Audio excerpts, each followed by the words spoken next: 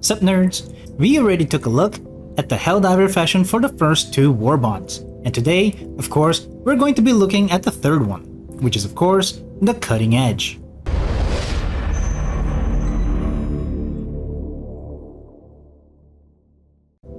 The theme here is high-tech energy weapons and armors that protect you against electricity, and that apparently means having no visor on the helmet, which does give the overall look of these armors to look a bit more robotic somehow, which I'm a huge fan of. But anyway, on the first page, we can get the EX-03 Prototype 3 armor, and of course the helmet, along with the cape Bot Slayer. And though this is a medium armor, it does look pretty beefy, and definitely does fit the theme of looking like a high-tech armor.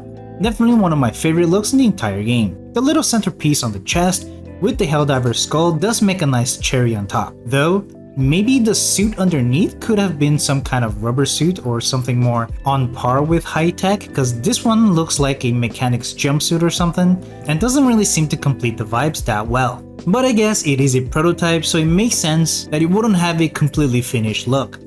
The helmet is a bit of a conundrum for me. In a technical way, I think it's super cool. You can see that the camera is on the center here, with the diver seeing through an internal screen in the helmet. With a slightly protruding forehead too, it does make me think that there are other sensors and radars in there that give the diver a better analytic look at his surroundings. Definitely seems like a cutting edge helmet. But in the aesthetic side of things, this black line here does kind of ruin the whole thing. It does make it seem like a mouth that is sitting a bit too high on the human face, and because of the black center that was supposed to be like the full face and forehead does make it seem like it's a nose of some kind. And the forehead clasps that I assume are some sort of hinge to open the face mask, they turn out looking like eyes, making you look like some kind of mutated bull terrier. I don't know, maybe it was done on purpose and was part of the charm. Maybe because of the high-tech helmet you were supposed to be able to, like a dog, sniff the enemy out from a mile away. I don't know, but it does look a bit comical. The cape here is very simple. It's on the longer side of capes and the colors match the outfit. So, all in all, a pretty good cape.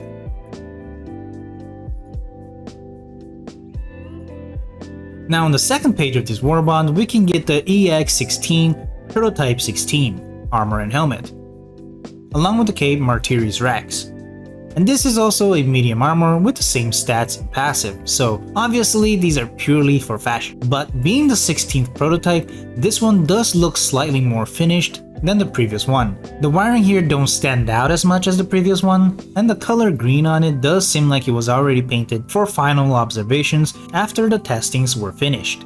And even the jumpsuit underneath is the same color as the armor, which does indeed make it seem like it belongs and that it is closer to a finished product. Though I'm not too sure about this texture. It screams cozy and not cutting edge tech, you know? And don't get me started on that belt.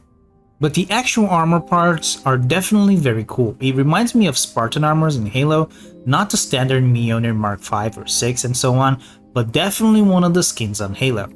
The helmet...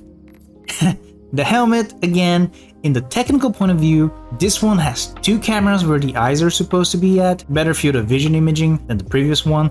The chin/snout part is bigger, so I assume he has better air filtration unit. The forehead part is also bigger, so maybe a bigger ranged radar and scanner of sorts, with this rounded part on the back, which could just be protection for the socket underneath in the back of all helmets, and maybe other components that weren't present in the previous helmet. Or perhaps that round part is just some sort of transmission disc to increase the range of communications and sensors inside the helmet. On the back of the head, there is this black part here which is shinier than the rest, which evidently shows that it is not metal like the rest of the helmet. Probably some kind of glass or some kind of plastic, which could mean that it is a sort of a backwards camera to show the diver inside when something is about to sneak up on him. It's a lot of details that is all really cool to think about. But when you look at just the aesthetics, again, this black line here looks like a mouth that is frowning, like real bummed out. The cameras here, they look like big eyes that, because of the shiny texture, kinda looks like they're watering full of tears, and the black part around it, which is probably just showing that the cameras are modular and that you can take them out to be swapped conveniently, but in this case it looks like smudging mascara. And the big forehead and rounded back does look like someone wearing their hat backwards. So overall, with the color, it kind of makes this look like it's a crying frog wearing their hat backwards. Which, it's not the coolest thing. I don't know, maybe you're into that. Now the cape here has the same green from the outfit, but it does have a lot of white on it, which stands out from the rest of the outfit. And the yellow symbol here, I'm not sure what it is, but the texture is very similar to that of the jumpsuit underneath the armor. But still, the white does make it feel like it really doesn't match the rest of the outfit. Finally, on the third page, we have the EX00 Prototype X armor and helmet, along with the cape Agent of Oblivion. Now, this one is very interesting and very different from the previous two. I don't know if the EX00 means it was the very first prototype, but this is the only light armor of the bunch, and it does look very different from the rest.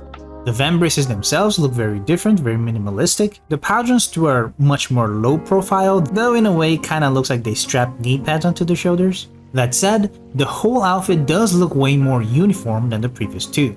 The jumpsuit underneath is black, and there's also some green paddings on it, making it actually look fully armored. And look at this belt, it's not just a placement holder belt like the previous two. Some neck protection as well, despite it being a light armor. I don't know, overall I think this one looks very slick and nice.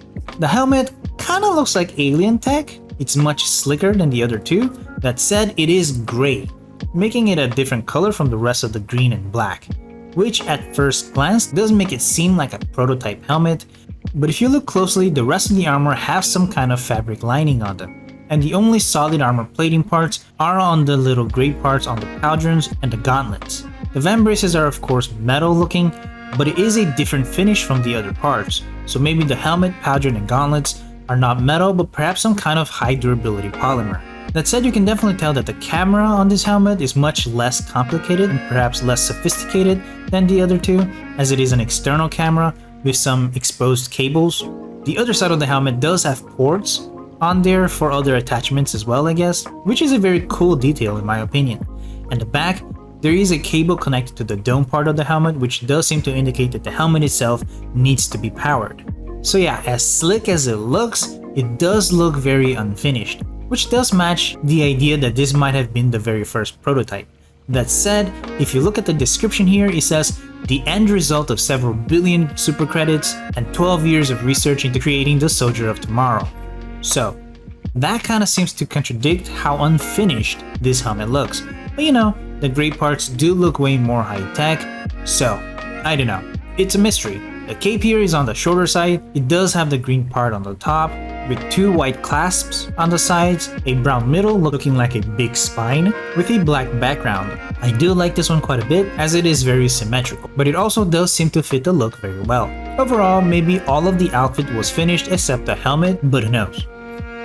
Anyway, that's all the outfits that we had to look in the cutting edge Warbond. What did you think? Which one was your favorite? Let me know in the comments down below, leave a like if you enjoyed this video, consider helping the channel out by clicking on the join down below to become a member, subscribe to see more videos like this, and of course, always nerd on.